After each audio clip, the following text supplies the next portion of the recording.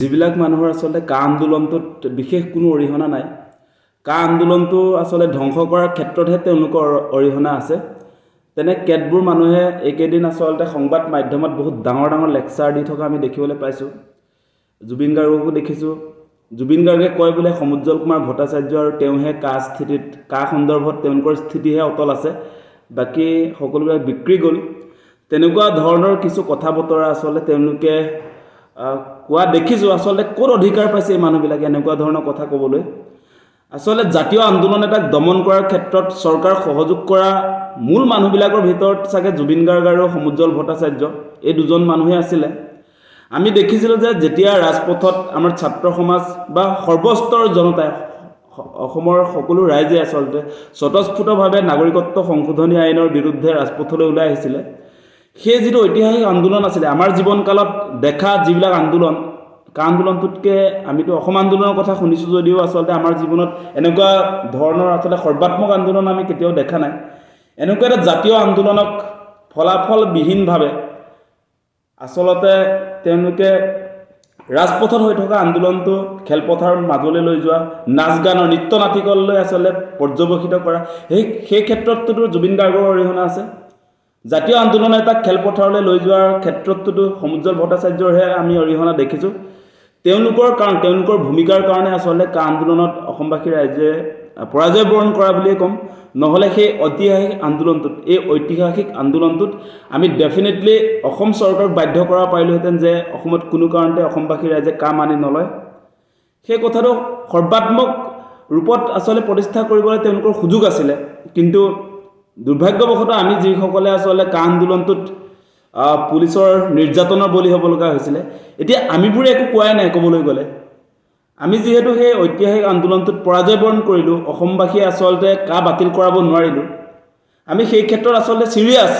কিন্তু এই মুহূৰ্তত আমি দেখিবলৈ পাইছোঁ যিবিলাক মানুহৰ আচলতে কা আন্দোলনটোত তেওঁলোকৰ কোনো চিৰিয়াছনেছটো নাই, এটা জাতীয় আন্দোলনটোক তেওঁলোকে আচলতে দুৰ্বল কৰি পেলালে। সেই মানুহবিলাকে এতিয়া ডাঙৰ ডাঙৰ লেকচাৰ দি থাকিলে আমি কেতিয়াও সহ্য কৰিব নোৱাৰোঁ, আচলতে কোনো কাৰণতে সহ্য কৰিব নোৱাৰোঁ। আমি কা আন্দোলনটোত আপোনালোক সকলোৱে জানে, আমি গুৱাহাটীত যি ধৰণে আচলতে প্ৰতিবাদী কাৰ্যসূচী আৰম্ভ কৰিছিলোঁ, আপোনালোক সকলোৱে নিশ্চয় মনত ৰাখিছিলে। ডিচেম্বৰ মাহৰ যি ঐতিহাসিক বিদ্ৰোহ, ডিচেম্বৰৰ যি বিদ্ৰোহ ছাত্ৰ সমাজৰ নেতৃত্বত, বা আমি কৃষক মুক্তি সংগ্ৰাম সমিতিয়ে আচলতে নাগৰিকত্ব সংশোধনী বিধেয়ক হৈ থকা সময়ৰ পৰাই ধাৰাবাহিকভাৱে প্ৰতিবাদ কৰি আচলতে ৰাইজৰ মাজলৈ কায়ে যে অসমৰ ৰাইজক আচলতে ধ্বংস কৰিব, অসমীয়া জাতি, অসমীয়া মানুহৰ হাতৰ পৰা ৰাজনৈতিক অধিকাৰ, সামাজিক অৰ্থনৈতিক অধিকাৰ, অসমীয়া ভাষা, অসমীয়া কৃষ্টি সংস্কৃতি সমূলঞ্চে ধ্বংস কৰিব এই নাগৰিকত্ব সংশোধনী আইনখনে, সেই কথা আচলতে আমি ৰাইজৰ মাজলৈ লৈ যাবলৈ আমি যেনেধৰণে প্ৰচেষ্টা কৰিছিলোঁ তাত সফল হৈছিলোঁ। তাৰ কাৰণে আচলতে ৰাইজে স্বতঃস্ফূৰ্তভাৱে ৰাজপথলৈ আহিছিলে। গতিকে আমিবোৰে আচলতে ক'লে অলপ ভাল লাগে, আমি কাৰণ জেলত যোৱা মানুহ। আমি নাগৰিকত্ব সংশোধনী আইনৰ বিৰুদ্ধে প্ৰতিবাদ কৰিবলৈ গৈ আমাক যে আচলতে চৰকাৰে কিনিব নোৱাৰে, সেইকাৰণে আমাক জেলত নিক্ষেপ কৰা হ'ল। আমাৰ কৃষক মুক্তি সংগ্ৰাম সমিতিৰ সেই সময়ৰ উপদেষ্টা অখিল গগৈ, সাধাৰণ সম্পাদক ধৈৰ্য কোঁৱৰ, আমাৰ ছাত্ৰ মুক্তিৰ সভাপতি বিতু সোণোৱাল, কাৰ্যকৰী সভাপতি মানস কোঁৱৰ, আৰু আমি নিজেও, আৰু আমাৰ জিলা সমিতি, আমাৰ অসমৰ প্ৰায়বিলাক জিলাৰ সাধাৰণ সম্পাদক আৰু সভাপতিসকলক জেলত নিক্ষেপ কৰিলে। তাৰ পাছতহে কা আন্দোলনটো দুৰ্বল হৈ গ'ল। আমি দেখিছোঁ, আমি জেলৰ পৰা লক্ষ্য কৰি আছিলোঁ যে আমি ঐতিহাসিক এটা সুযোগ হেৰুৱাই পেলালোঁ, যিটো সময়ত আচলতে সমগ্ৰ অসমবাসী ৰাইজে নাগৰিকত্ব সংশোধনী আইন নালাগে বুলি কৈ ৰাজপথলৈ ওলাই আহিলে। সেই সময়ত সঠিক নেতৃত্ব থকা হ'লে আমি চৰকাৰক বাধ্য কৰাব পাৰিলোহেঁতেন। কিন্তু এতিয়া যিবিলাক মানুহে আচলতে সেই সময়ত থাকি গ'ল ৰাইজৰ মাজত, তেওঁলোক জেললৈ কোনোদিনাই যাবলগীয়াই নহ'লে, সেই মানুহবিলাকে এতিয়া ডাঙৰ ডাঙৰ লেকচাৰ দিয়ে। অত্যন্ত দুৰ্ভাগ্যজনক কথা। আৰু অসমবাসী ৰাইজক আমি আহ্বান জনাম যে এই চৰকাৰৰ দালালি যিবিলাকে কৰে, আচলতে চৰকাৰৰ SOP অনুসৰি যিসকলে আচলতে প্ৰতিবাদী কাৰ্যসূচী ৰূপায়ণ কৰে, সেইবিলাকৰ পৰা সাৱধান হ'ব লাগে। তেওঁলোকে চৰকাৰৰ নিৰ্দেশ মতে তেওঁলোকে আচলতে প্ৰতিবাদ কেতিয়া হ'ব সময় নিৰ্ধাৰণ কৰে। আপোনালোকে দেখিছে, প্ৰতিবাদ এটা যিটো সৰ্বাত্মক প্ৰতিবাদ, অসমবাসী ৰাইজে কৰা প্ৰতিবাদ, তাত কোনো দল মত সংগঠন কোনো তাত স্থান নাছিলে, সকলোৱে ঐক্যবদ্ধ হৈছিলে।